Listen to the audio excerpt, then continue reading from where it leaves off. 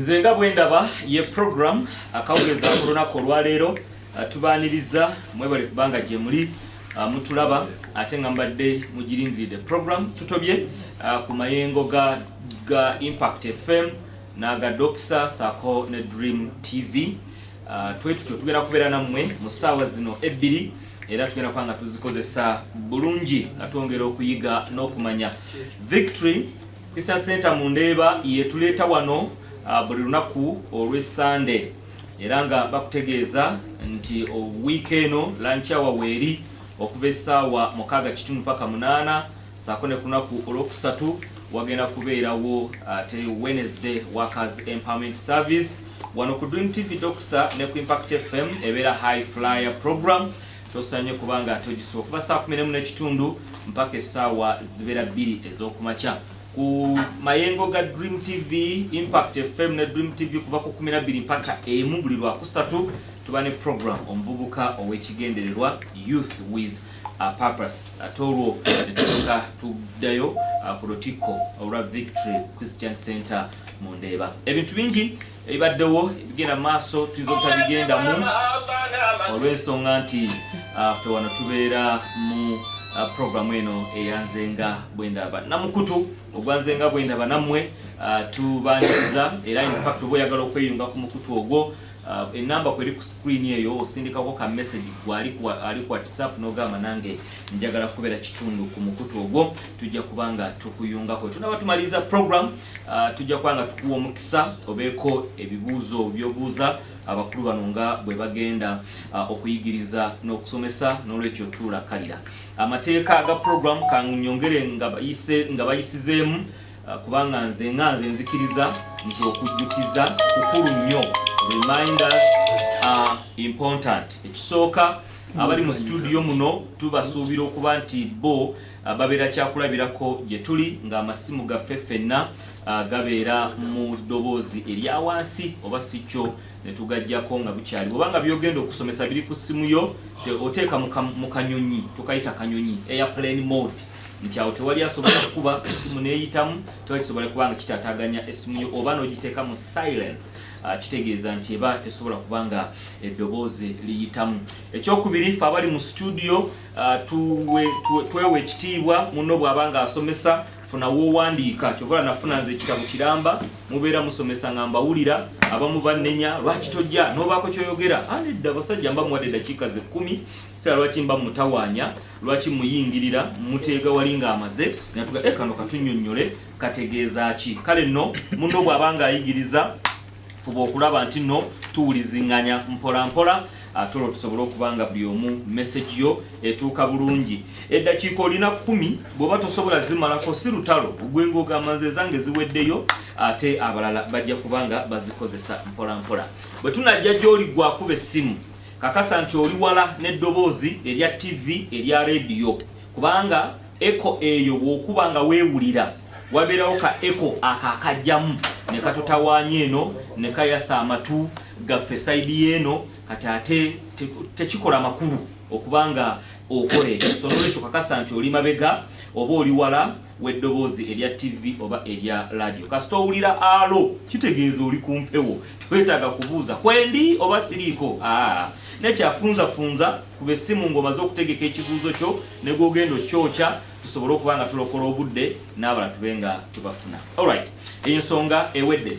Chairman kamuwe omuzindaalo alina ensonga gy'asooka okuyisaawo ndowooza Lulibe yagamba baali mu lusirika ndowooza baakomyewo kati ndowooza babawulira kati weewaawo olusirika ndowooza lukyabula nga 2 nembalamusizzaako linnya lya Mukama waffe Yesu Kristo. Mukama yeebale atukusizza mu kadde kano naye ensonga yaffe erudde nga tugyogerako wano manyi nti yagifuna era okulaajana kwali kwakuyambibwako mu ntambula. Tuyinza okuba nga tetujja kwongera nnyo okutandika kugaa buli kaseera naye twagamba yakwatiddwako osobola okujja mwali mulanzi waali kadde waffe Dr. Joseph Sewadda waali osobola okumutuukako mu ofiisi naye manyi nti buli omu alina enzikiriza wano ate n'enteekateeka eno waliwo abaganyiddwamu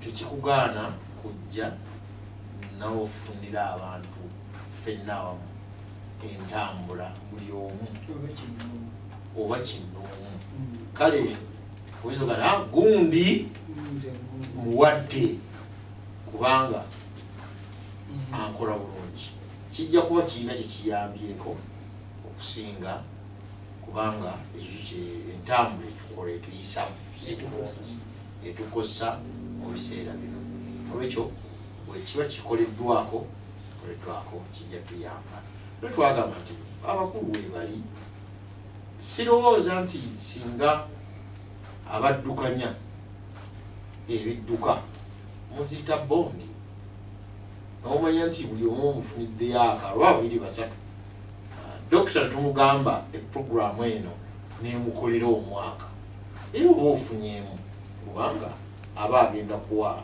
ebirango olwekyo ensonga eyo gwe mutima mwetwayogerera ensonga eno supportinga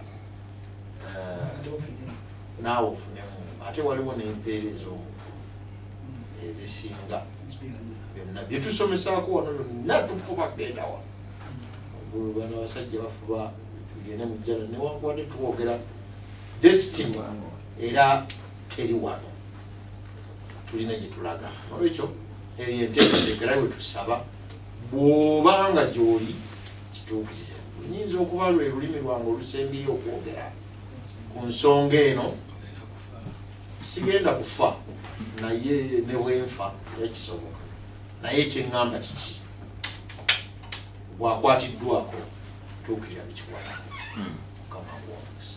Okay, kale tuyanza chairman obubaka bwe abuyisizza mu bufunze mulumba ateredde musajja mulokole Semaluulu Waswa Mulongo Mwangirikani atali wa Kikwangala ne aliraaniddwa Makolo Senkulumandwa naye ateredde ne munywanyiwe omuyisiraamu eyatege gwe basomesa wiiki ewedde nti Yesu engeri gye yazuukira ku lunaku olw'okusatu era nakkiriza n'akitegeera n'asinga abasiraamu bano ababiri abali ku sayidi eno bengenda okwanjula engalo ne zimukubirwa era yabuuza amaanyi nti kati bw'otegeera nti yazuukira ku lwakusatu olokoke oba ako ne kasigala awo amaanyi waali ku sayidi eno ow'ejjokolera leero waali tuli wamu naye so nga ate aliraaniddwa mutabani we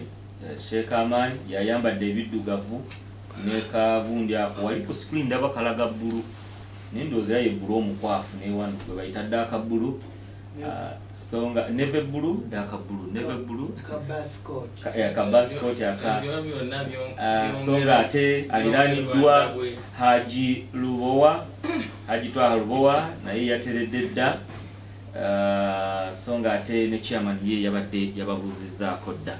Chairman mbadde nakubuuzizza oyinayo message yasiga bateriiwo tugende ku mulamwa gwaffe n'okukoma ku bamu waliwo eyasindika obubaka Sheikh Aman yabusindika ndowooza eri mu basebyuma baffe anti singa kisoboka oyo ayogera yekka omuzindaalo gwe gwandibadde gukola ng'olwo akijja ku Sheikh Aman yayingirawo buyingizi. Okay.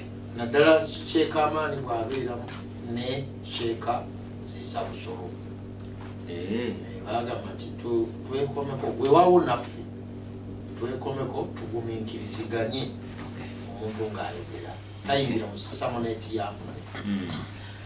Alright, kale ffenna tuteredde ekibuuzo tulina ekintu kyetwaleka mu kkubo kyenjagala tugguse olunaku olwaleero. Twali twogera ku muzigiti ne twogera ku yeekaalu ne twogera ku kanisa sinagoga n'amasinzizo amalala gonna ndowoozaawo Makolo omutima guba gumukka kuba waali wano. Tubuuza ekibuuzo omuzigiti yeekaalu ekanisa sinagoga oba amasinzizo amalala gonna bwe gabanga Katonda asinzizibwamu y'omu nga bwe mwakalambira gonna gatwala mu kifo kimu abasinzizaamu.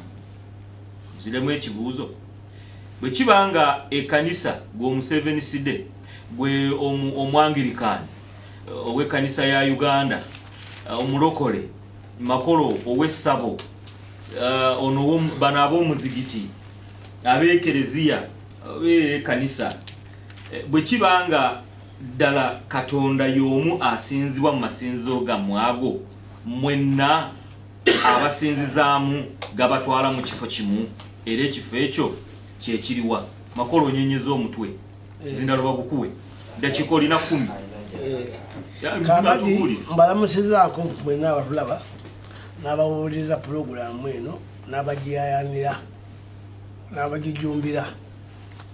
Kakati nno nze kyenjagala mbategeeze Katonda lyali musiru kutondera muntu ku nsi.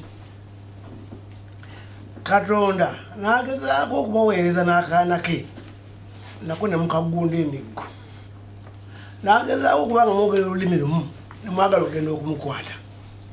Kale nno tebuli muntu yenna aba yeerimba bw'ogamba nti ogenda mu ggulu, tewali kkubo likutwala ekibuuzo wakiwulidde bulungi.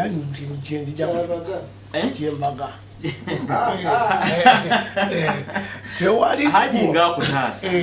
tewali kkubo lyonna likutwala mu ggulu.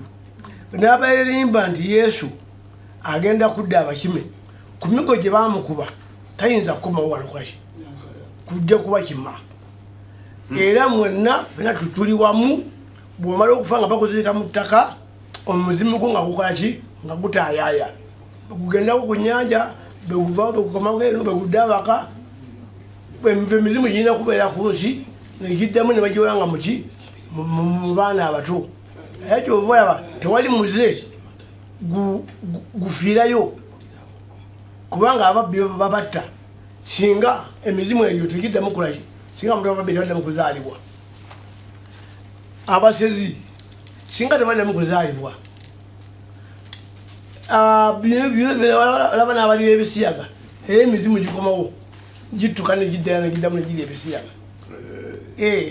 Tuli ku nsi kuno ffenna era muyayanira bweyo ogenda mu ggulu. Katonda tabaagalayo, tewali kwerimba nti ate ngenda mu ggulu nti ate nkola ja emizimu girina kubeera kuno ku nsi negitaayaaya. So mwe gwenga omusamize ow'essinzizo ery'essabo mwe abajja ewuwo bw'obagamba nti mukoma wano teri walala tewaliwe mulaga bakoma ku nsi nemuddamu negizaalibwa emiwe ne bagiwanga mu baana abato ne baboofa neguddemu negutaayaya neguddamu negudda kuki mu baana abato bwe gutyo tewali gye mulaga temwerimbalimba.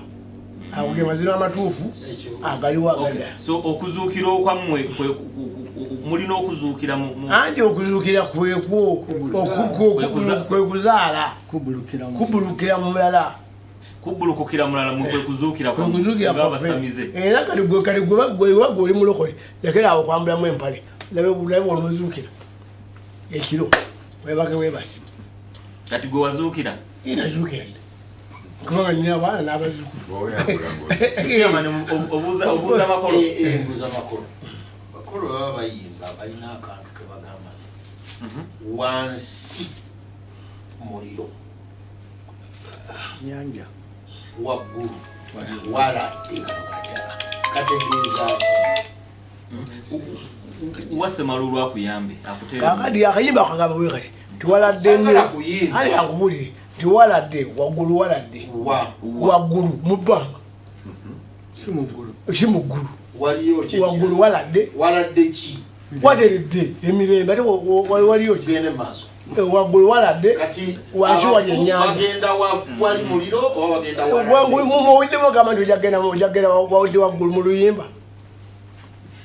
owiddewo ekigamba nti mujja kufa mugende waggulu mulaale tewali kulaala era n'emizimu gikola mwabadde bagamba nti bamupanga muwummudde omuzimu teguwummula gusigala gukola ego nawe kati bagiye bakuma bajja nawe kapipiki noddayo kati gulaba Yesu yakuma Yesu ave gyali gema bemiga akomewa kumegwe abagazaki yakolima n'okukolima n'agamba nti omwana w'omuntu kyonkoze olikiraba yagamba nti ewaakiri ebinyonyi biringira ebisu byabyo okitegedde ebyewalula biringira emukozese okitegedde naye gwe omwana w'omuntu gwe tolina olisaluba kale bamakolo bwe bafa bo abantu bammwe tebalina gye balaga obulamu bukoma wano bukoma nga bakusa mu ttaka kale bakale banabona kuzika mukuletula kale bakuteka waggulu kale muzingalo gwe muliraanwawo kubanga otera okutwalayo abaana ne baba batiza okubatiza kyafuuka kyabuwangwa kyafuuka kyabuwangwa kale gwe omwangirikaani kubanga mulabika mukolagana nnyo basibo ne banyabatubalamusiza nnyo era ebigambo Samize byayogedde bigwana okutegeeza eggwanga lyonna n'ensi yonna nti ekintu ekitibwa emizimu bw'osoma mu Kubikululwa essuula 12:9 tulina okukimanya kyekiri nti agamba nti n'obusoto obunene ne gusuulibwa gusoto ogw'edda oguyitibwa omulolonera Sitaani mulimba w'ensi zonna ne gusuulibwa ku nsi ne bamalayika baagwo ne basuulibwa nagwo kati waleme okubeera kubanga era bajjajja makolo ne baganda baffe abasiraamu bagenda ne bagamba nti balina amajiini amalungi n'amabi baganda baabwe tekiriyo balina okumanya nti bano bamalayika baagwa na Sitaani abeetuuma amannya ag'enjawulo kubanga bw'obikkula mu Bakolinso ekyokubiri sula kino kirina okutegerebwa obulungi ennyo kubanga wagamba nti Bakolinso ekyokubiri sula 11:14 wagamba basebo ne banyabo nti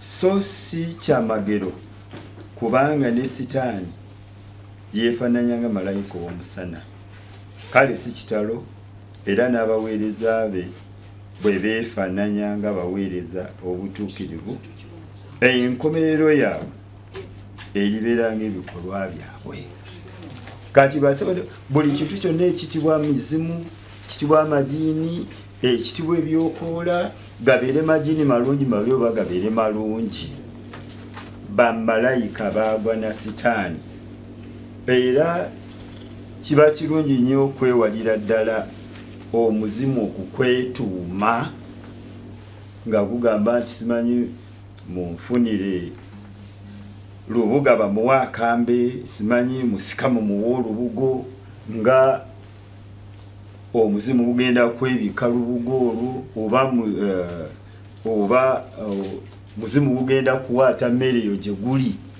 ekintu kino basonde twagala tukitegeere bulungi bakitegedde kati genda abasinziza mu Anglikani Church bagenda wa ebyamizimu ebyo bimaze kitegerekise bulungi kati Yesu Kristo yatutegeeza bulungi nnyo mu Yokaana essuula 4 Yokaana essuula 4 lunyiriri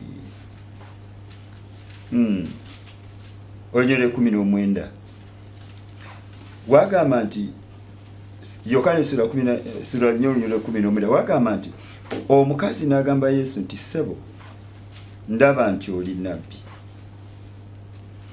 bajjajjaffe basinzizanga ku lusozi luno nammwe mugamba nti Yerusaalemi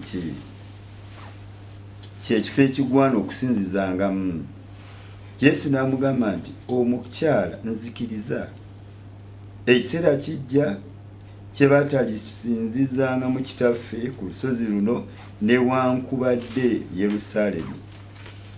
Mmwe musinza kye mutamanyi, ffe tusinza kye tumanyi, kubanga obulokozi buva mu Buyudaaya.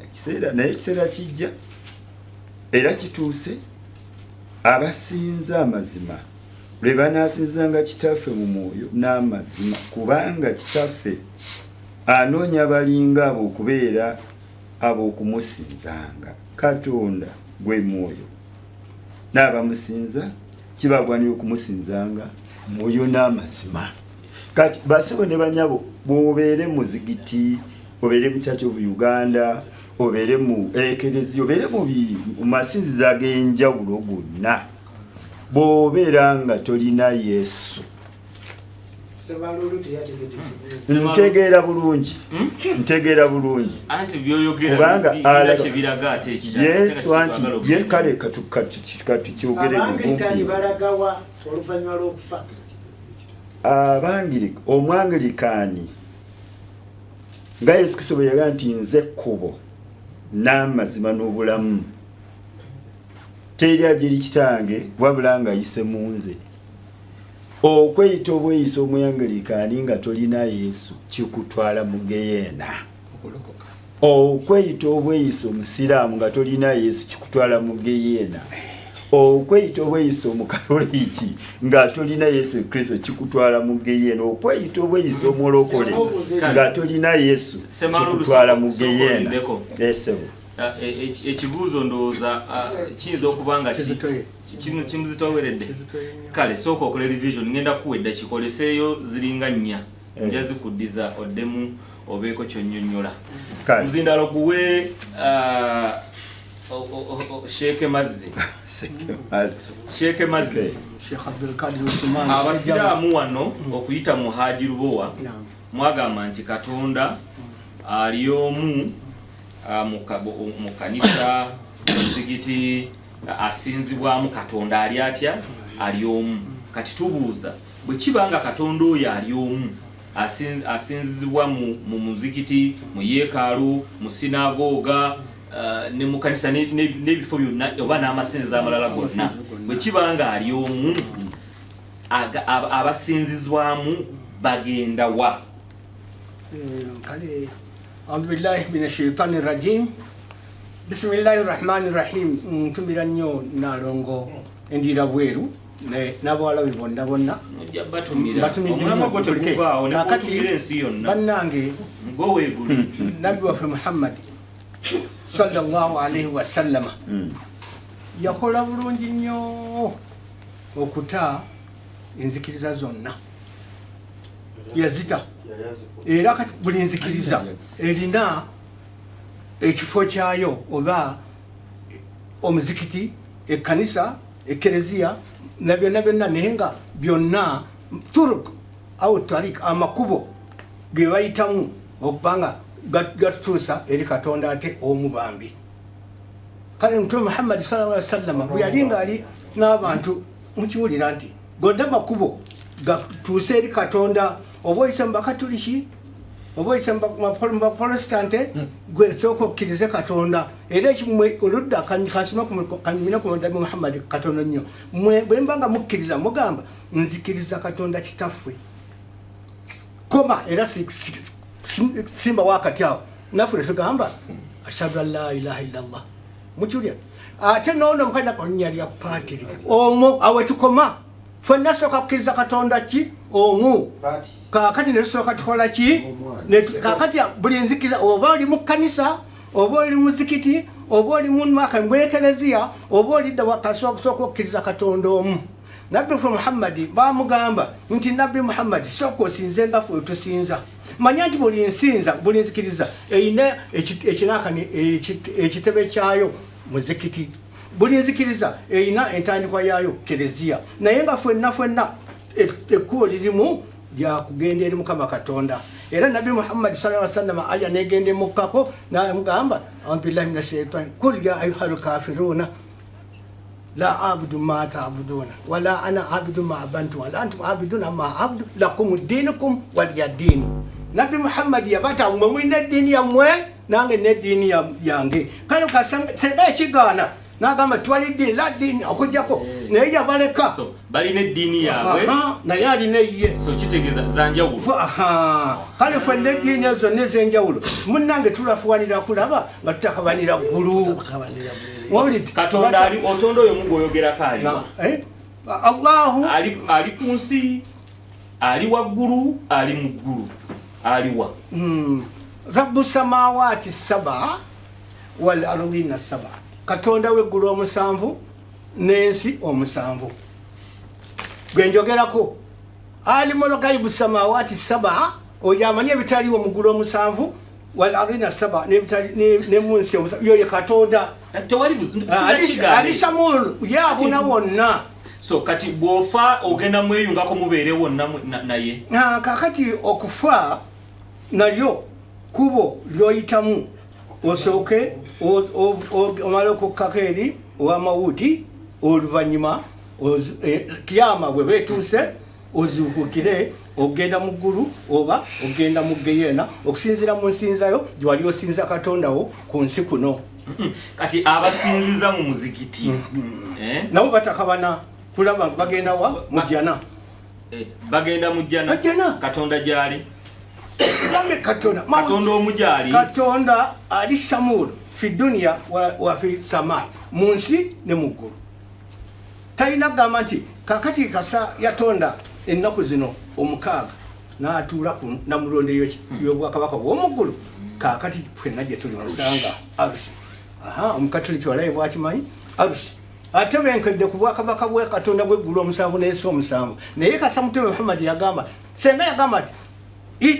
liddiini walakum wama lakum ddiini nze nina eddiini yange mwe temulina ki ddiini senga muhammadi yakyogera bwe kityo alla seyakati busiramu bwokka dakigemu mutume sallallahu alaihi wasallam yagamba okuyita mu Qur'ani bagamba eddiini ebalwa la dina inda Allah illa al-Islam kakati wakiwanga kyayogerwa ogamba otya ogamba nani mwamulina eddiini yammwe nange nine yammwe era ffenna tugenda wa Allah ng'atabala emu kakati mutume Muhammad sallallahu alaihi wasallam bwe kibanga ye katonda yakyogera so mutume si yakyogera la dina inda Allah illa al-Islam tuwali dini mu maaso ga Mukama Katonda okujjako obusiraamu kakati nabbi Muhammad yali akikoze bwatyo era nga kyali kimuse naye kasa yakwatagana ne banaka ni bano bani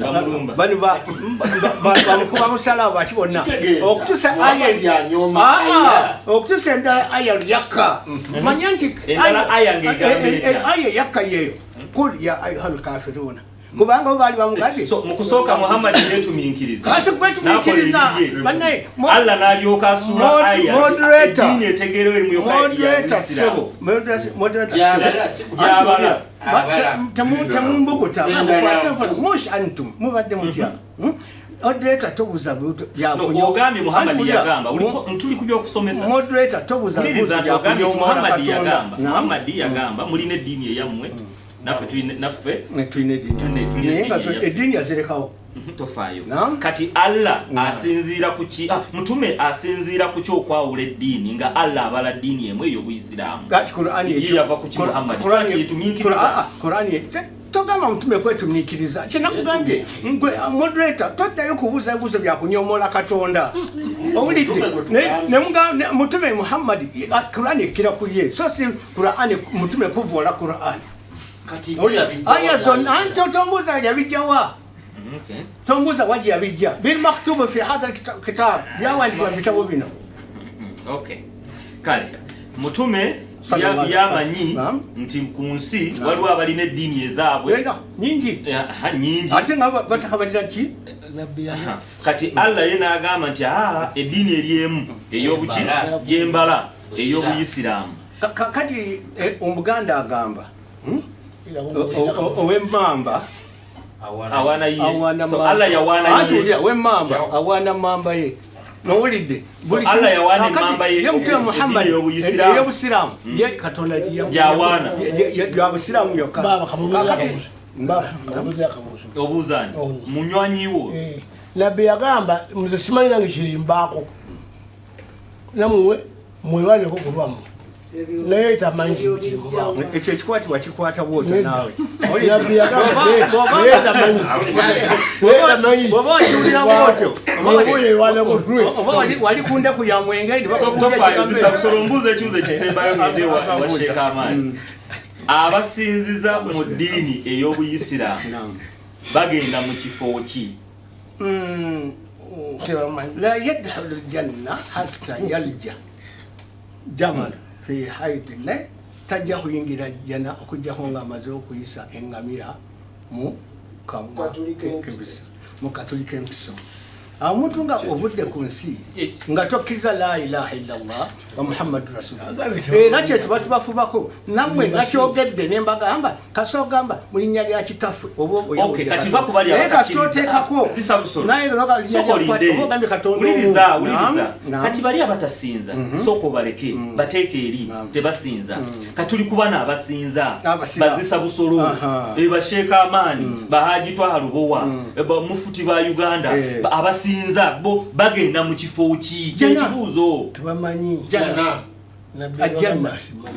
bagenda mu jana ennimiro janna ennimiro kakati ennimiro ezo ziri mu ggulu kakati tuli wano okiraba tolaba ensi ogiraba olidde kakati ensi n'ennimiro zaayo nejjana nenaka neggulu bwerityo linda n'amalimiro gaazo olidde kakati jana kya Mwarabu kitegeeza nnimiro ate eggulu mu Lwarabu sama so jana neggulu byebimu kakati sama uliriza jana neggulu byebimu kakati eggulu bwe muli ejjana jana eri mu ggulu kati abasiraamu abasinziza mu muzigiti bagenda mu jana ejjana esangibwa mu ggulu kakati awo amagulu ejjana emiryango gy'ejjana nagyo gyogerwako giri mu ggulu emiryango gy'ejjana giri mu ggulu kakati tuli mu nsi muno tetuli mu nsi ensi erimu ki ebimu bingi kakati neggulu lyeririmu ki ejjana wano tewali jjana jjana jjana zanaka za nsi eno buno obujjana bwonakano bwa nsi buno obulimiro bwa nsi eno naye eri zenyini ennimiro enkulu ekkulu liri mwemuli ejjana ezo ate nga ziri mutafaano zanjawulo okuva eri Sheikh Amaani. Sheikh Amaani omuzindaalo bagukuwe mutabani wa Sonko abagala batuuliriza atenderezebwe Mukama Katonda waffe omutonzi w'eggulu n'ensi oyo atuyambye n'atuleka ku nsi nga tukyasa tumusaba Allah omukisa gw'obulamu gwatuwadde atuweremu okumutegeera abantu be waffe eziro obwengalo nkalu timba n'emirirano mwena mbatumiddeko musumba egese timba nkutumiddeko ne maama waffe omulungi Rose Kawuma awo ku ngalo nkalu Christian Fellowship na mwena abatulaba salamu alaikum wa rahmatullahi wa barakatuh. Omulamwa gwaffe guno nga bulijjo emiramwa gyonna gye tuba nagyo mirungi kubanga omulamwa gubuuza amasinzizo gaffe ge tusinzizaamu gatutwala mu kifo kyekimu kusookera ddala amasinzizo gano gonna buli sinzizo weriri lirina gye litwala abantu ekkanisa sijja gamba balokole naye bonna abagoberezi ba Bayibuli bakkiriza nti bagenda mu ggulu nsonga ate eggulu eryo buli waliwo ebitonde bingi ebyali bigenzeeko mu ggulu nga tebirina na mulimu gwe bikoze kusanyusa Katonda nebibeerayo nga sitaani yali mu ggulu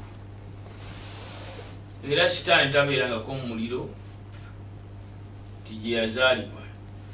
Bwe tusoma mu 12 7 kubikulirwa 7:12 wagamba nti awo ne waba olutalo mu ggulu olimba nimba ki si 7 12 kubikulirwa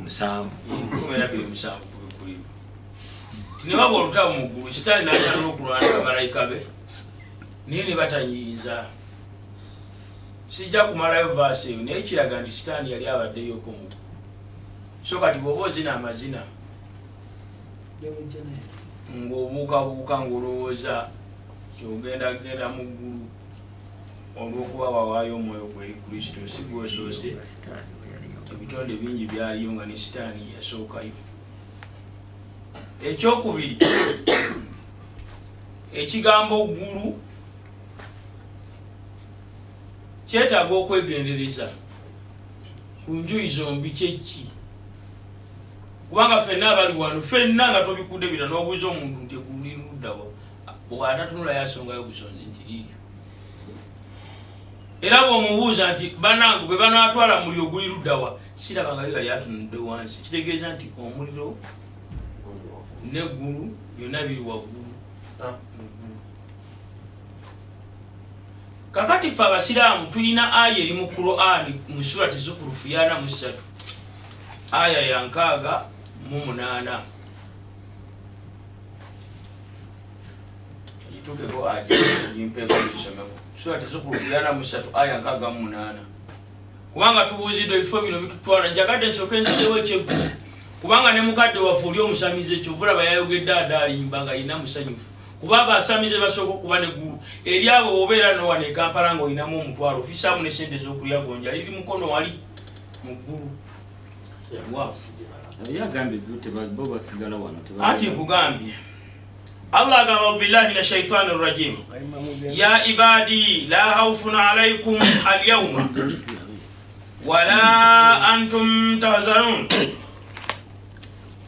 Agambye abange mu abaddu bange abawulize temulina kutya mu olunaku luno olwaleero era temuli bakunakuwazibwa. Ali bagamba Allah nga abakoowoola nti abange mu abaddu bange abawulize tewali kutya tewali kunakuwazibwa. Ey'enkaaga mu 9 aya 43 agenda kubagamba nti abange abaddu bange muyingire ejjana antum mmwe bwe mubanga muli basajja kati nga nze ne bano basheekha abali wano wa azwajukum ne bakyala bammwe be mwali nabo abasiraamu bakyala bammwe abakkiriza ne bajjeemulukukira Allah subhanahu wa ta'ala idkhulul jannata muyingire ejjana tubaruna muli ebyengera byayo. Kakati ekigambo jjana kitegeeza ekifo ekiteeketeeke Katonda kyateekerateekera abakkiriza bokka be bagenda okiyingiramu.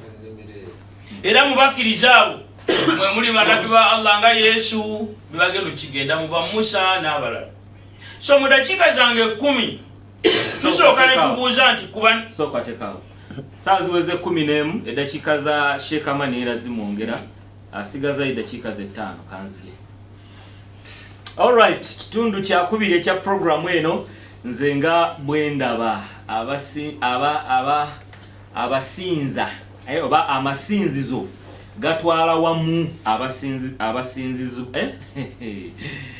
gatwala wamu abasinzizaamu producer musajja muganda nnyo. Okay, Amani ne dakiika zo 5 sooka oziguse olese ekintu ky'abasiraamu n'abakkiriza.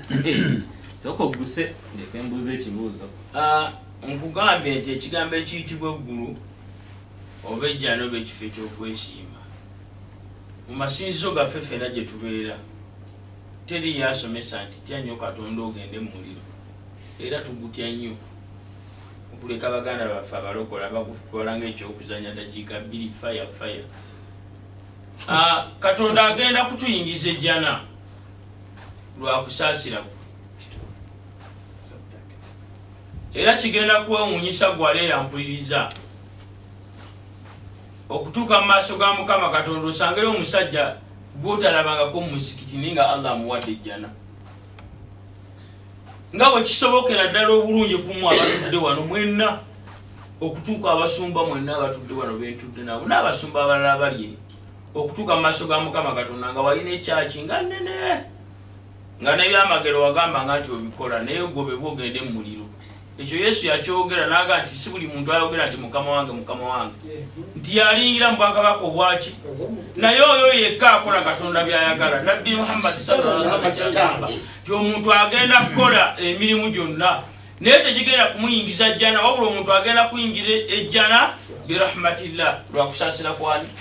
Tusaba Allah atuteekeko okusaasira kwe tuyingire ejjana.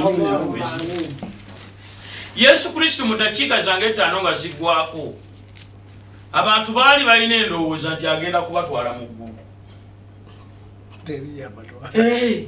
Yesu n'akirambika bulungi nnyo mu 26:3 mu kitabo kya mukadde waffe Matayo no y'omu ku bayigiriza ba Yesu abeesigika. Mukama Katonda eky'omukisa omubi yamuwummuza agalamidde mu ndagaano mpya. Matayo agamba nedda bikulaawo osome kimakizo ka kiri mu mutwe gwo n'ekyo Bible gwe wagyekwatidde bikulaawo agamba bw'ati 26:3 kitabo kya Matayo. Oyina Bible tewetaaga tunuulira balala gwe wagyekwatidde. Onkoze bulungi nnyo moderator kubanga bulungi gwe wagyewadde nze sina 26:3 Matayo. Abasinga obungi munange bwe tubisoma nga tetutunudde wano bagamba omusajja oba abijja mu mutwe. Kituufu obijja mu mutwe neero nkugaanye ebiwandiiko bwe baamala okuyimba agamba bw'ati kantandikire ku 26 Matayo. Bwe baamala okuyimba ne bafuluma okugenda ku lusozi olw'Ezayituuni, awo Yesu n'abagamba nti mmwe mwenna muneesittala ku lwange ekiro kino, kubanga kyawandiikibwa nti ndikuba omusumba n'endiga ez'omu kisibo zirisaasaana. Yesu kaamala dde omukolo omukulu gwasooka kuwutula basumba 32. Naye bwe ndimala okukomawo, ulira musitamulanzi kano kenjagadde obwedda kenoonya, bwe ndimala okukomawo ndibakulembera ogenda e Galiraaya. Nze naali wali waffe ezirobo ogenda e Galiraaya wali wa Ssaabanyala e Kayunga n'omutwalo gwe mu bodaboda amafuta ofisaamu. Yesu agamba bw'akomawo kati mwenna abalokola bakulembera kubatwala Galiraaya wa Ssaabanyala. Kayunga abalokole nga muli bangi mulijjawo kweli ndibakulembera okugenda e Galiraaya. Yesu gy'abatwala ewa Ssaabanyala mu Kayunga wano. Kati bulijjo mutulimba nti Yesu abatwala mu ggulu, kumba omusajja aleka abagambe nti bwenkomawo bwe bba bakulembera batwala wa Galiraaya. Era n'akiddamu n'abagamba nti eyo kitaawe era nagenda lumu nembuuza sayidi z'ekyerima eyo tibanaye wano Yesu bamwekana ffe tetumanyi ega tibanaye mbagamba mu nyumba ya kitange songa yatugamba mwe mwana mutano Yokaana nti banaye ono Yesu Kristo omwana wa Yusufu owawa owe Nazareti nenga nti enyumba y'omusajja ono abantu bano balijjamu. So Yesu Kristo y'omu ku bannabbi ba Mukama Katonda be yatuma era ebigambo bye yayogera byesigamako nnyo okusomesezaako abantu ffenna si basiraamu ffekka wabula n'abaki n'abakristaayo. Olw'ensonga omuntu addawo n'alowooza nti ye bwe yakkiriza Yesu naddala bano abeeyita abalokole agati ogambye Yesu omukkiririzamu nnyo. So bw'akomawo naawe oli omu ku bagenda e Galiraaya ati kakati ati bano ogambye omukkiririzaamu nnyo bw'akomawo okumukkiriza kitegeeza ono yayogera bw'akomawo bw'omu ku bagenda ewa Ssaabanyala. Anti aya ya Qur'ani egamba nti kul amanna billah essura ya 3 aya 84 kul amanna billah gamba nti ffe abasiraamu tukkiriza nabbi Muhammad n'ebyasibwa ku Musa ne ku Ibrahimu ne ku Yesu ye Isa naye ng'ebigambo ebyo byonna ebyabusibwako biwa kalimati la ilaha illa Allah kyekigambo ekyokakasa nti wali asinzibwa okujjako Allah ffenna ekitwali kyekimu. So mu dakiika zange kamalirize kankole samale mukadde wange ojja tandikira wejjokolera neyanzege omukisa ogumpeereddwa waliwo omusumba waffe ku kyalaawo omusumba Saabwe kunyumira nnyo programu era esabosolo ku Sande yagoya munyumira nnyo musumba Saabwe nkulamusizaako webale kuba mulabi mulungi wa programu yaffe ne mwenyinaze nababibeti naawe nkutumiddeko olimbabi wa programu eno sebo okudda ku kibuuzo ekitubuuziddwa nti amasinzizo gatwala wamu abasinzizaamu kati nno nze omukatoliki njawukanakoko n'amasinzizo g'abannanga abamu kubanga kati olaba kino ekiseera kye tulimu kusinza nga tukakasa nti mukama waffe yafa ate n'azuukira ye wiiki eno ekoze eki gyetuzinga kati tutwala ennaku 40 nga tukola ekintu ekyo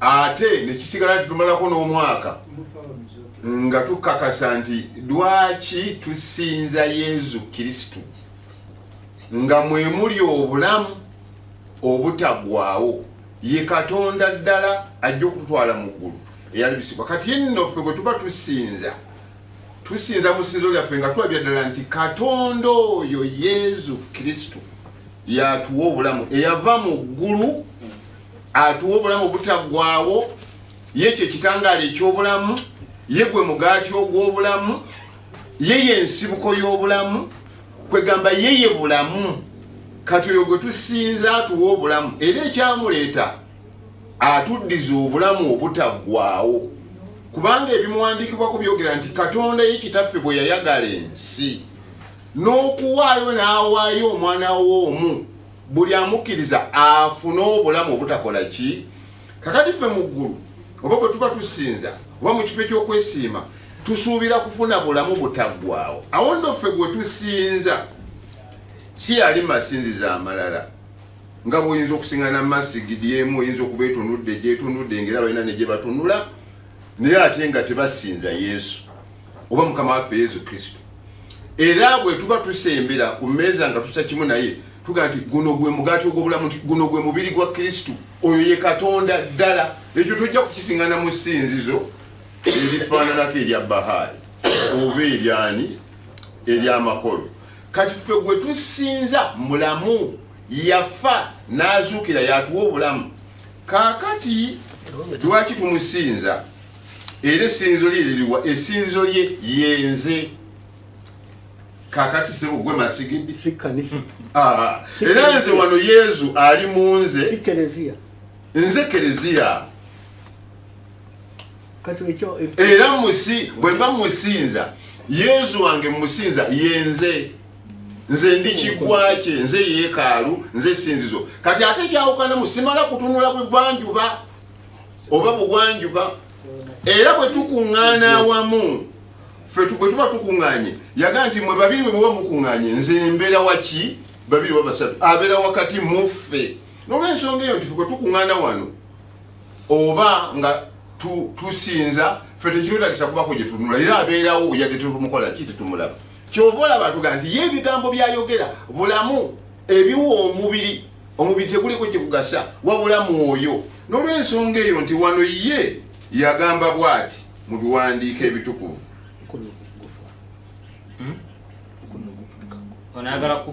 tambuuza saagala tombuuza tonyononera budde sijja kuddamu aganye onamukaka muleka asomese aganye tajja kuddamu ojja kubuuza nga amaliriza okusomesa tofaayo kaakati mu bikolwa by'abatu ambuuziza mu butuufu kubanga ebikolwa by'abatume wano wengenda okudda ayagadde okunkyankalanya naye anyonoonedde nnyo naye katulabe Yesu ono yavaawa era addayo atya mu ggulu bikolwa y'abatume emu mu 8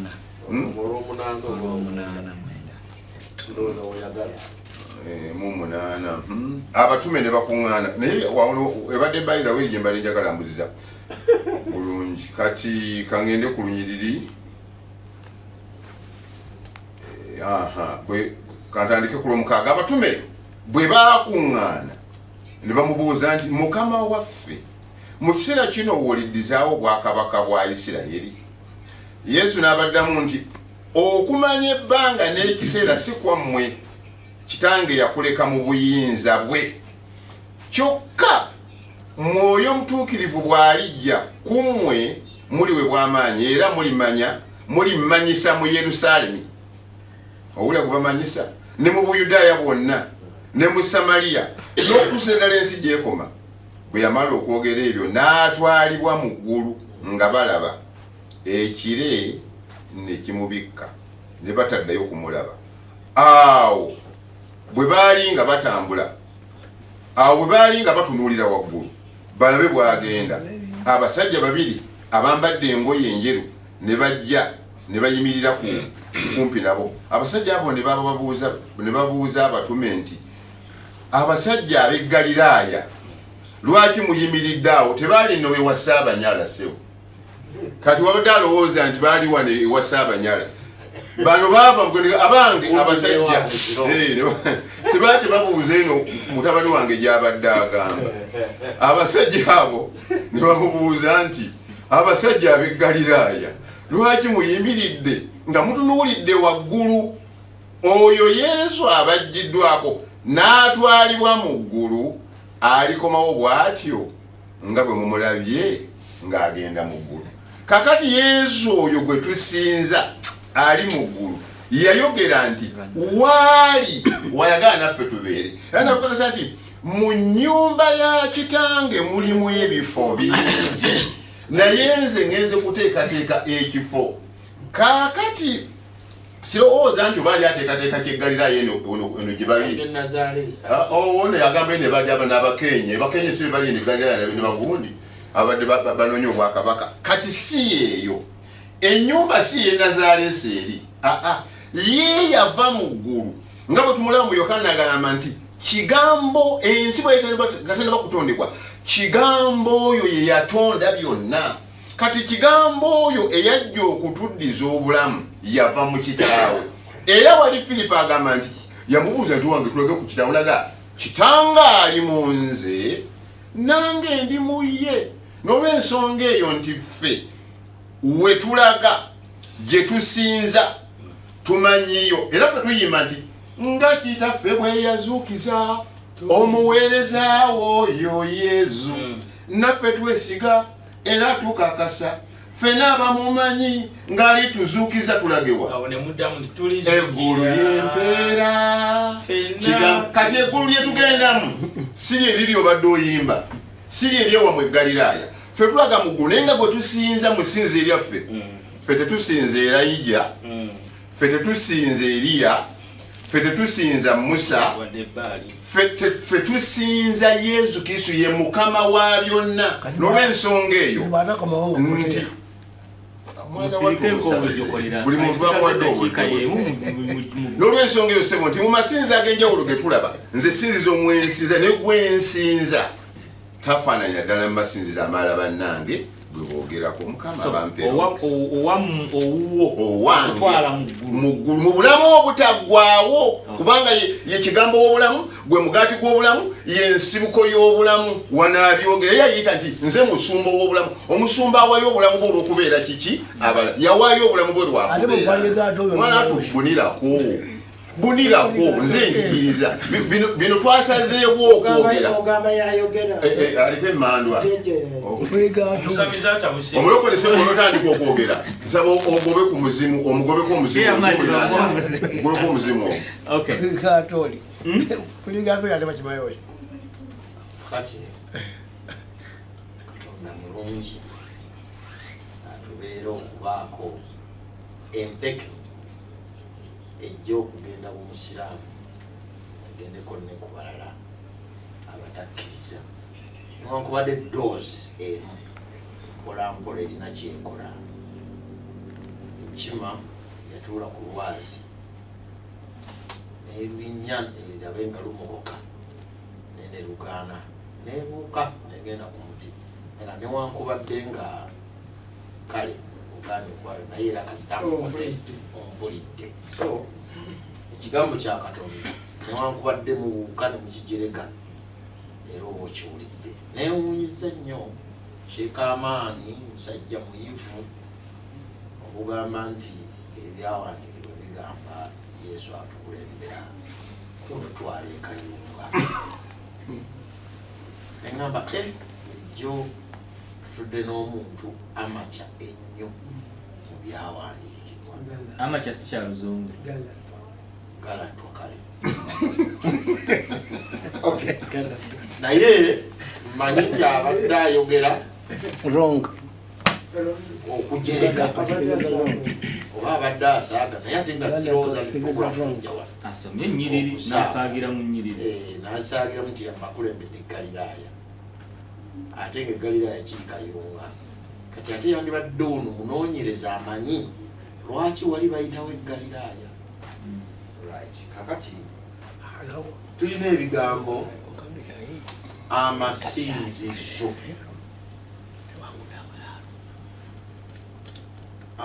Kakati ekigambo ekyo bamalala gonna gonna tugenda mu kifo kimu. Ekkanisa kyetuyita ekkanisa eva nnyo nekyetuyita eggulu. Waliwo ebigambo bye tuyita mu Bayibuli bwe biba bisomebwa mu Bayibuli nga amakulu gaabyo si geegana ag'okungulu g'olaba. Gamba bwe tusoma ennyo nti omusaalaba mu Bayibuli kiva ku muti ogwakomererwako Yesu Kristo ne tulabiramu ekkubo ly'obulokozi. Lwaki wemba ngamba nti mu musaalaba nina kye nafuna mba siiri ku kiti wabula ekyali ku muti ogwo, kubanga mu musaalaba nsobola okukola nange naye lwaki nsuuta guli. Kati Yesu Kristo bw'amala okukomererwa aga nti aliwalulira bangi gyali era alina olunyiri luli mu Matayo sura 11 mujje gyendi mwe mwenna abakooyi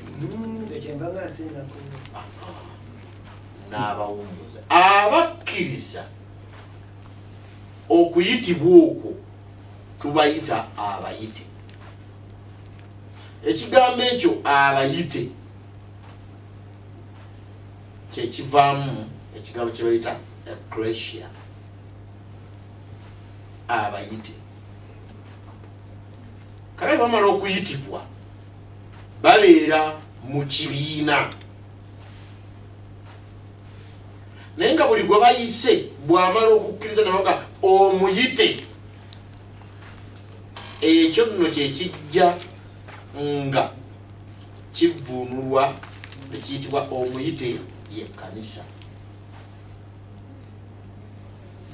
Bwe baayita y'ekkanisa sirowooza nnyo nti omuyite buli lwe baaziina n'ayingira omuzikiti oba omuyita masikiti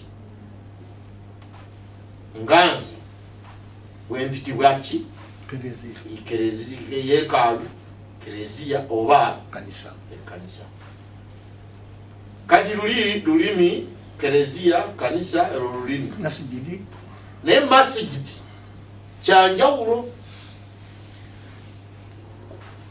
era mumusuutibwamu Allah subhanahu wa ta'ala yekka. Yesu ate eno olw'okubanga kati kino ekizimbe tekitwala muntu mu ggulu kuba kyo kiba kizimbe. Era walaba wano omusajja omu yajja wano mu covid ne mundeeba atutte ekkanisa yagireetera ki wetiye nevaawo. Era waliwo n'amakanisa ge twali tumanyi nti waliwo ekkanisa neekola ki nevaawo nesendebwa. Naye yeekaalu oba nze ng'omuntu Kristo bwandeeta naneegattako yaba ekkanisa. Kyava ayogerako mu kitabo kino ekyaba bompita okusiramuka ng'afuuka masigiti muba mututte ekkanisa. Kaakati mu ssula ey'okutaano olunyiriri nja kusoma olwabiri mu ebiri kitabo kiri ngambi Abafiripi Abefeso 5 olwabiri mu 2 lugamba bwe luti kale kasoma olwabiri waliwo ekifaananyi ekyageraageranyizibwa ku kanisa agamba bw'ati nti abakazi muwulire babbammwe nga bwe muwulira Kristo mukama waffe Kristo mujewa kubanga omusajja gwe mutwe gwa mukazi we era nga Kristo bwali omutwe gw'ekkanisa.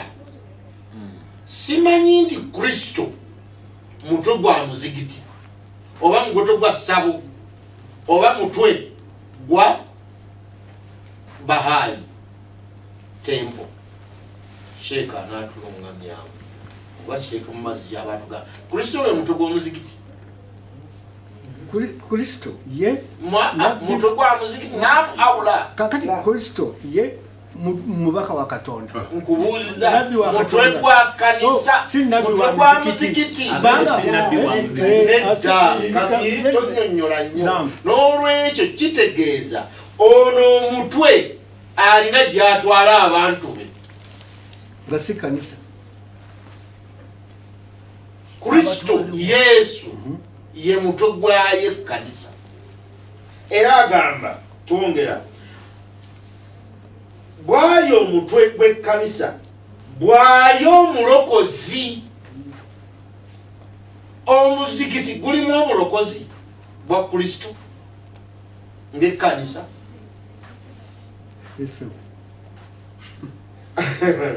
owomubi naye ng'ekkanisa bwewulira Kristo n'abakyala bato bawulire babbaabwe. Olw'omusanvu gano ng'abasajja 25 abasajja mwagalenga bakazi bammwe nga Kristo bwe yayagala ekkanisa ne yeewaayo ku lwayo. Kristo yeewaayo eri ku musalaba olw'ekkanisa. Simanyi oba ku lw'amazigi naye oyo gwe baawaayo ffe nti gwe wagamba ffe twamuwaayo si oyo gwe tuliko. Ffe tuli kwona eyeewaayo gwe wawaayo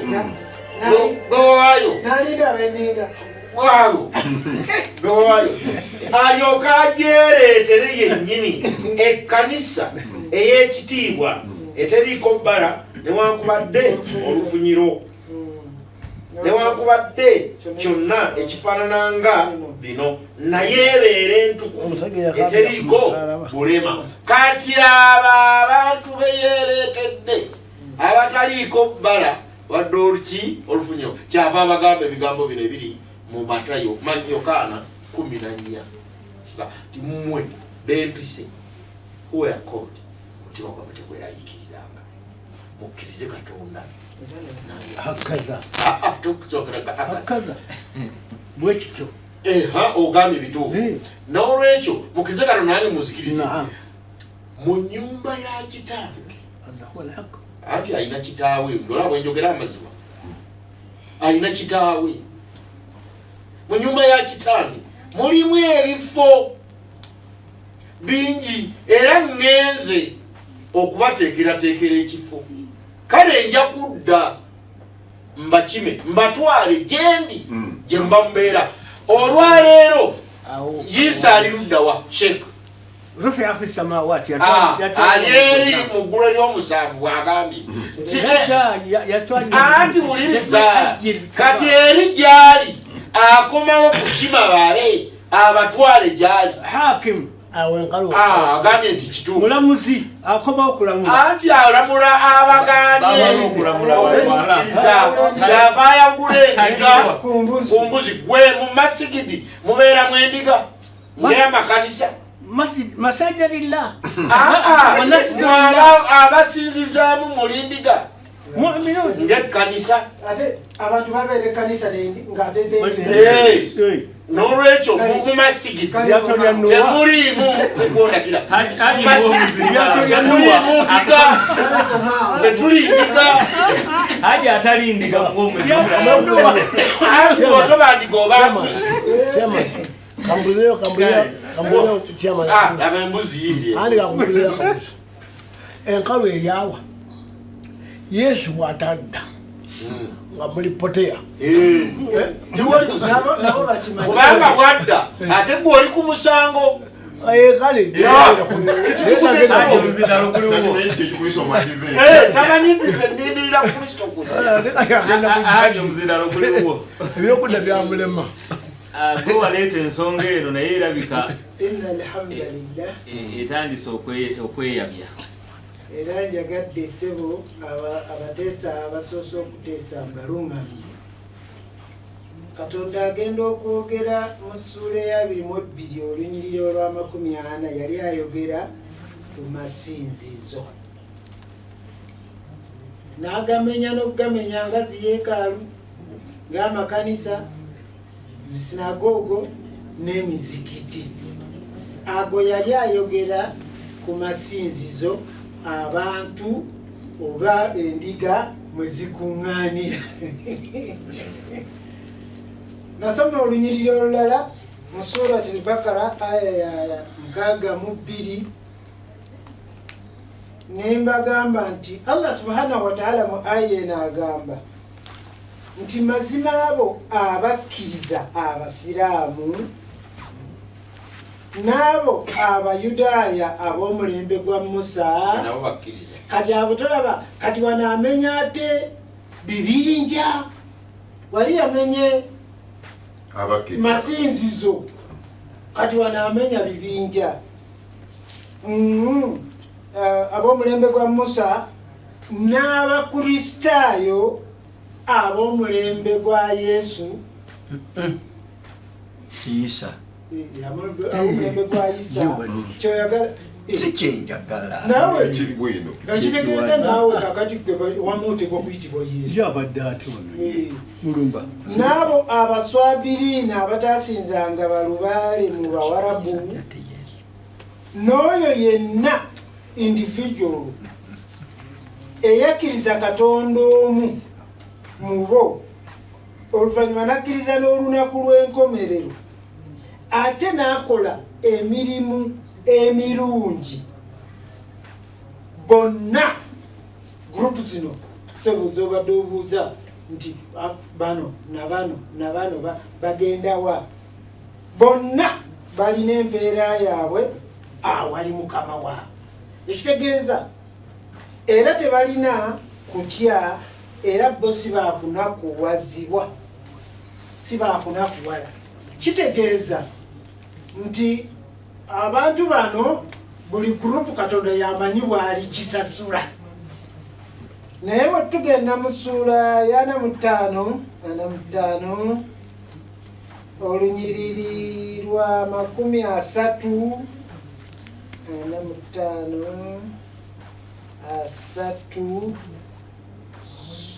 essuula eno eba Jaathiya.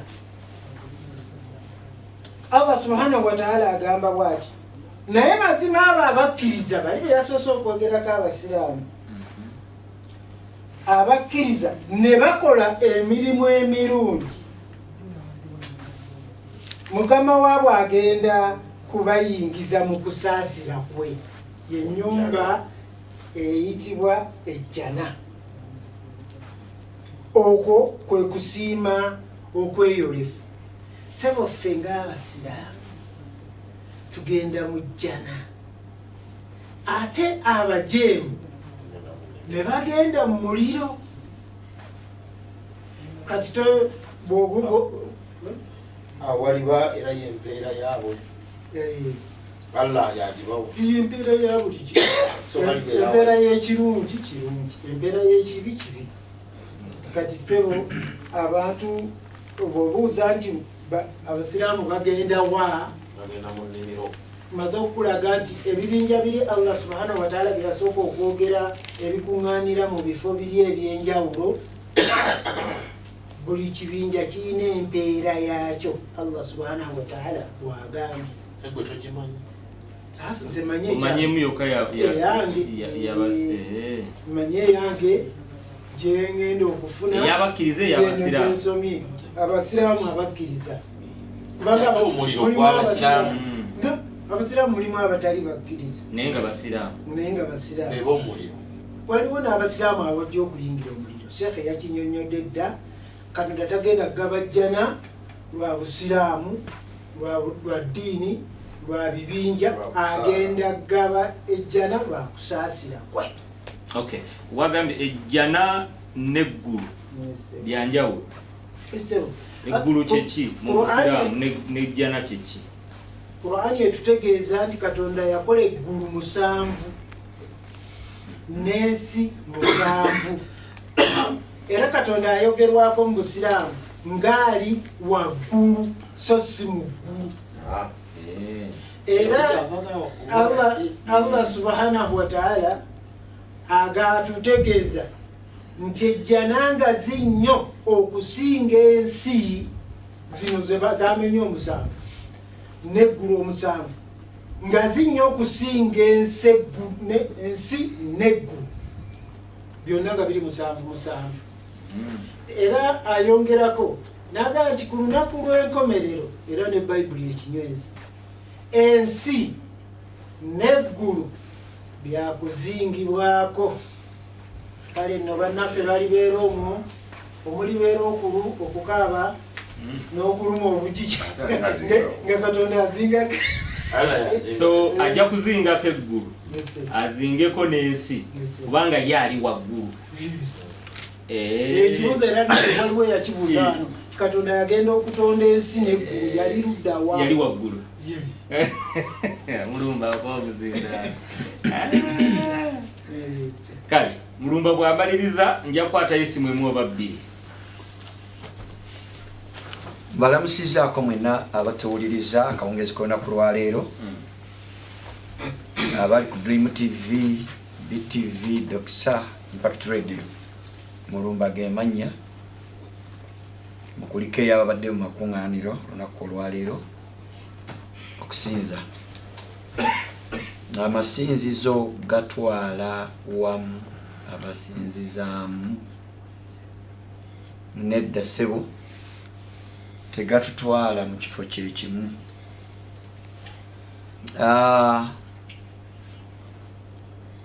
Nze nga omukristaayo mulokole nzikiririza ddala nti ngenda mu kifo kya njawulo nga n'ebiriyo bya njawulo, ate nga n'obukakafu buli nti ekifo ekyo gye kiri. Waliwo omuntu okusuubiza ekintu naye ng'akusuubiza mpewo. Binaga nti owaaye akawungezi yitako kewaka tulyemu ku nkoko n'akuwa ebinyeebwa. Abo gye bali, ate tolina kyonna omukola yakusuubiza ate ogenze. Kati abakristaayo tugenda mu kifo ekiyitibwa eggulu, nga n'ekifo kye bayita eggulu nawuliddeko omuteeso omu leero azze teyeeteeseteese oba ayinza okuba alina ebizibu byewaka. Bwe kitaba ekyo abamu twogeranga be bapangisiza ennyumba nti bw'otaayogere bw'otyo omwezi ogujja sijja kusasulira, naye ate ayogedde bw'atyo mmanyi gy'abeera, naye ayogedde bubi, ayogeddemuko bubi, ayogedde ebyeggalirayo ekayunga ne bitutabula. Ate n'akyusiza ddala olunyiriri nga lulikirira n'ateekawo kagenderere ekiriwe ekirala. Kuba asomye Matayo, ekyo kinnumye nnyo moderator akkiriza nsooka enkijjo yadde nina ebyokwogera. Chairman mujja kukola omulimu guno ne moderator gw'okutuyamba. Ne bwe mbeera nze nga nina kyenkyamiza mu byawandiikibwa, munnyimirize nkisome busomi nkitereeze nga bwe kiri. Naye mumanyi nti Sheikh Amani imaamu w'engalo nkalu akyusiza olunyi lwa Matayo 26:31 n'aga nti wendidda. Ate olunyi Yesu teyaga nti wendidda, bwe ndimala kuzuukira ndibakulembera okugenda e Galilaya. Naye ye ataddewo wendidda ng'alaga abantu nti yali ategeeza okutunona. Ekintu ekyo moderator mukigenderere si kirungi. naye ekyomukisa omulungi bw'ota amasimu abantu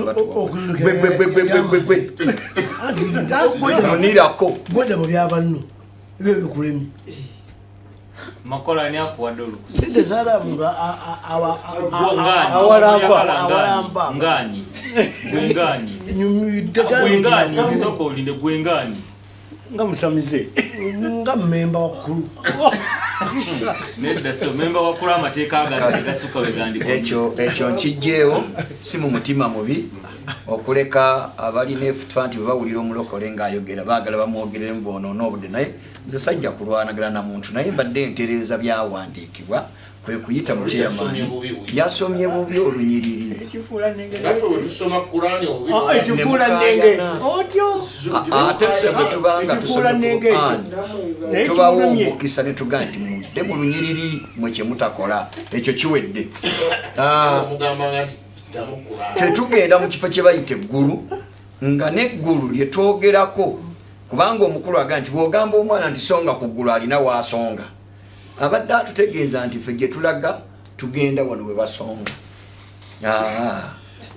si kyekyo eggulu kirina amakulu gaakyo bw'osoma ebyawanika Peetero ekyokubiri essula 3 layini ya 14 13 yagaa nti kale nga bwe yasuubiza tusuubira eggulu erijja n'ensi empya obutuukirivu mwe butuula kye bayita eggulu kitegeeza ekifo ekituulamu obutuukirivu nga temuli kufa temuli nnaku temuli maziga temuli biwoobe temuli mabanja temuli birala byonna ekifo ekyo nga kikakafu ddala waliwo n'abakirimu nga ne Katonda waffe ali mu kifo ekijjudde obutuukirivu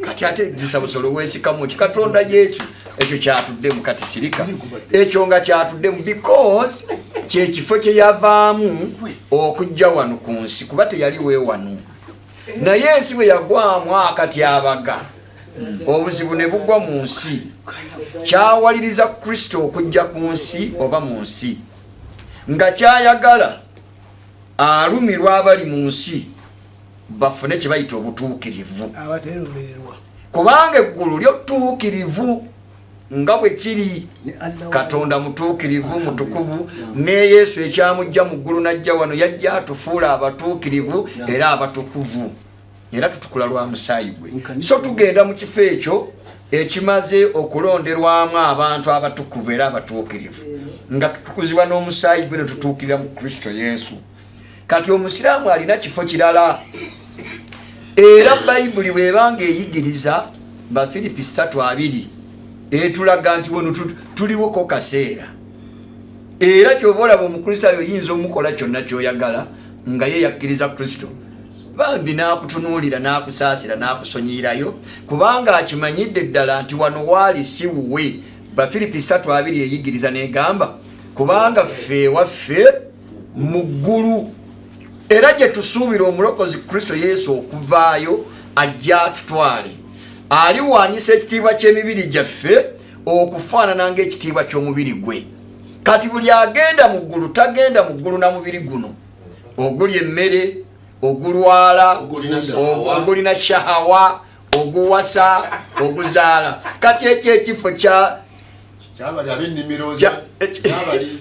bali abalina abakazi ab'amabeere ag'ebitutwa ab'amaaso ag'endege ab'entumbwe ezerabirwamu ezendabirwamu Sulemaani gwe yalaba omukazi simanyi nabiwulira wano yabiikula entumbwe n'alaba omukazi n'amwegomba n'amuwasa kati ekyo kirala kati ekifo ekyaffe tekijja kubeeramu kuwasa tekijja kubeeramu kukaaba tekijja kubeeramu maziga n'ebirala ebifaana bwe bityo era bwe tutuuka mu kifo ekyo okugenda mu kifo ekyo tulyambazibwa omubiri ogutavunda tulyambulwa omubiri oguvunda twambazibwa ogutavunda tulyoke tugende mu kifo ekyo era waliwo kaaba kirimu Eriya obukakafu webuli Enoka obukakafu webuli Mukama waffe Yesu obukakafu webuli eriyo n'ebiramu ebina n'abakadde 24 bw'osoma Yokaana essula ey'omukaaga olunyolo 38 Mukama waffe Yesu Kristo agamba kubanga saava mu ggulu kukola kyenjagala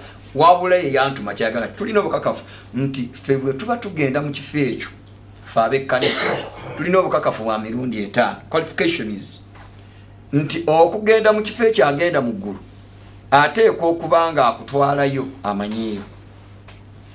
Ekyokulala gwagendayo ng'akulinako obuyinza.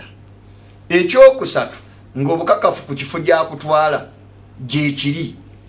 Ekyokulabirako bano bagambye nti bagenda mu jjana, naye bw'osoma Qur'an teri muntu n'omu we twogerera Qur'an gwerambika aliko mu jjana.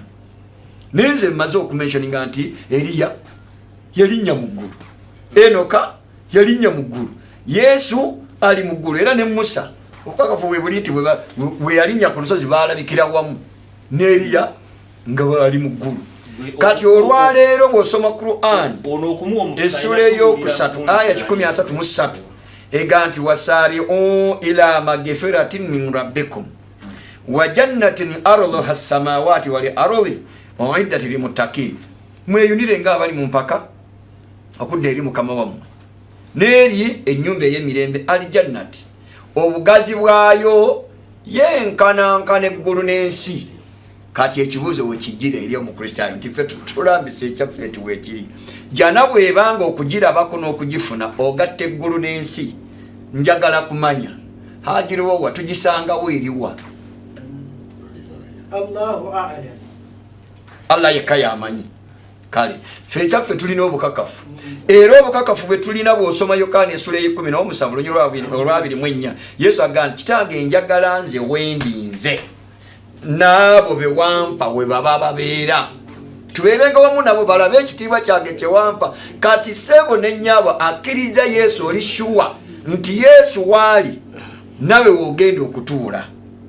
Naye ate ngenda okulaba bano bagamba wallahi tugenda mu jjana ya Allah, tugenda mu jjana ya Allah. Kati nina ekibuuzo, Allah nina wano Qur'ani mu bwino naye batugenda ku jjana kitegeeza nnimiro, ate bwe bamaze bagambye nti nnyumba. Ate nina Qur'ani wano gye ngenda okusoma nga Qur'ani egamba nti wa jannataini ng'oggyeko jjana ezebbiri, waliwo ne jjana endala. Ekibuuzo jjana ziri mmeka? Waliwo ne aya egamba wafutihati samaa'i wa kannati saraba, baliba bali awo ne babasembereza jjana eringa werubalo bavugavuge ne babasembereza nejja. Kati ku musiraamu nejjana kiki ekigenda eri munne waakyo? Kale katono maliriza bwenti katono nnyo ogenda kumaliriza wangi dokita. Ninayo ekibuuzo ndabye ng'obudde bunzigwako naye okugumiikiriza Ezebo akati nsose kubalamusa Yaffe tukulamusiza. yatugwiriza bugwiriza Dokita mugamba zeewo kyayiwa. ekyokulamusa akati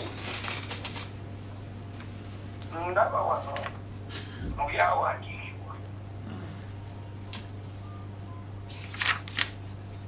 oli yasomeza olunyiriri nkyekulu epepankapaka okugendamu bwe libaayo sefefijebisokamu ne setaani yali alibaddemu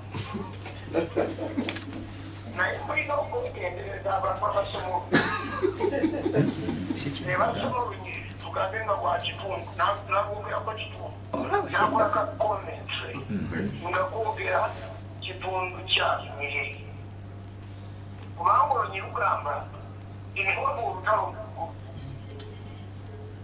setaani ne bamalayika be ne lulwana olunyi lukwako nga lugamba kyokka newataba kisona kimu nebatawebwadde akafo obufumu ekyo kwe tekikubuulira nti osanga setaani yali ayagwana kubeerako kafo wakafuna akempaka akoze obutuukirivu takwalifayinga naye kibwalwana bubwanyi nti alitwale gafula mu kulwana bubwanyi kubanga olukiro nyini okwakugaluka nti tewatalabika kifo kyekakama ekifo kyali alwanika kyakulowooza kumulowooza kakati kaleta kubizenge njagala kumubuuza Allah aliwa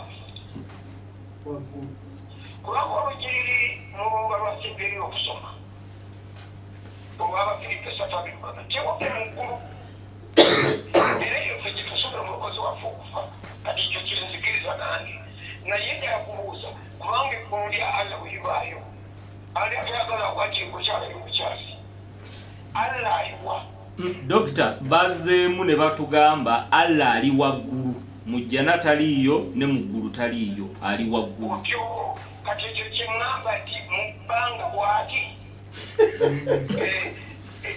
aliwa ala arsihi entebe eri mu ki allah ateze andabikidde ng'atalina na waali era kituufu bungabazikirize allah kubanga sokusobola tugaa nti omuntu yenna ayagala okuyingira muli alina okubala okukkiriza era n'ayatula mujjukira nga bisabusolo yabadde atugamba kyeggulu mudimu libatawalita bwerere mwenna lyekugenda muliemu kubanga wano bagamba nti ashhadu an la ilaha teyamazeeyo bigambo ebyo songa bw'oba osomye bulungi obinyirire kubanga olikuza bulungi okukwatawo alla ne muhammadi bali wamwawo alla ne muhammadi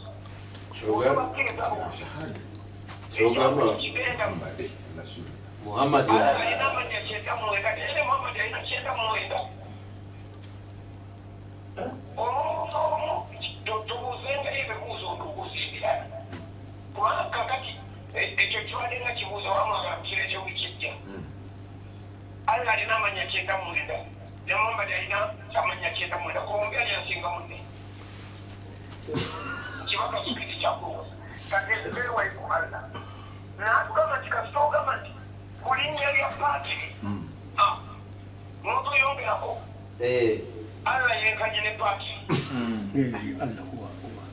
ekyo yakyogedde nga omukatoliki awulira era nendabako omukatoliki akisiime kubanga alla yenkanye naani ne paatiri kakati jana yo teri ku nsi ne bagamba ekyegulu liri ku nsi jana erikiyiira wali ekirala ompulidde era nga mukati abagenda mu jjana alla yali basaanyiza abasigaddemu batasaanyizizza bagenzabwa era kibalaga yewa ekibuzo kiriwa bwekuba muliro gwogulibwa oba jahannam oba jehinomu oba muliro location kati nekuuza location kubanga ebintu ajererekyeziraga tyawali maggulu obasaga kabodaboda kamukume ngaolitoseemu ebyokusamiza ziri mukono yesu yafa esooka yagenda galiraaya awogenda kayunga ebibaza mugadde mbiwulyaga mulunga nti omwani erimusiraamu mbugambi ayogerako bwogezi gyobogokugayiragayira kugenderere kuvuma anyize kubanga n'ebyokwogera tabirina abadde amayinza mujja mugamba nti mujjana eriyo ekifo omugenda okubeera abakazi ne baba bagenzi mumwe mugenda kutoolayo ne bakyala bammwe abakazi abagenda mu jjana kigenda kubalumira engu musajja bamuwadde abakazi 25 bamuwe bamalaaya abamaaso amanene abasudde olusango solat andukani eyanamwenya atalamwenyeganga timulibeereeyo n'abakazi abalala bemutalabakaka balina amaaso amanene n'obubina obunene tayogedde bubina surat albakara eyabirimu5 mulibeereeyo ne bakyala bammwe naye nga waliyo n'abakazi abalala bawadde ng'enyongeza kubanga bakolera alla emirimu emirungi waliwo ate n'abawala be batakozesangako mu nsi ne mu ggulu nabo balindiridde abasajja baligenda mu jjana kati obuuza ti bakyala baabwe nabo bebalituuka eri bali bakuŋŋanya ne babawa abasajja abalala oba ejja naye yakusosola nga abasajja be baliwomerwa abakazi bo bali mu mazika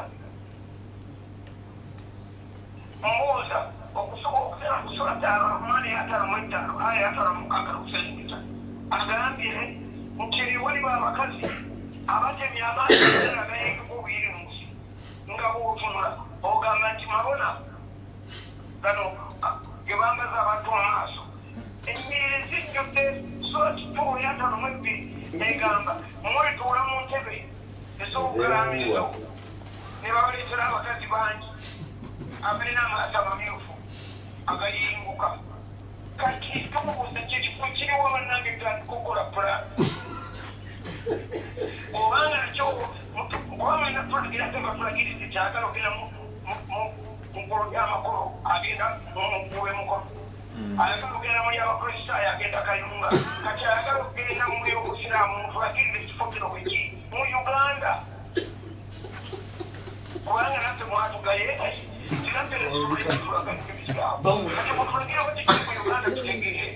kubanga buli abagende makka kibakomawo osogera ekifo tekirimakka kagera kumulamu awo mpulirize bwe bumuziramu wadde tekukyalira buno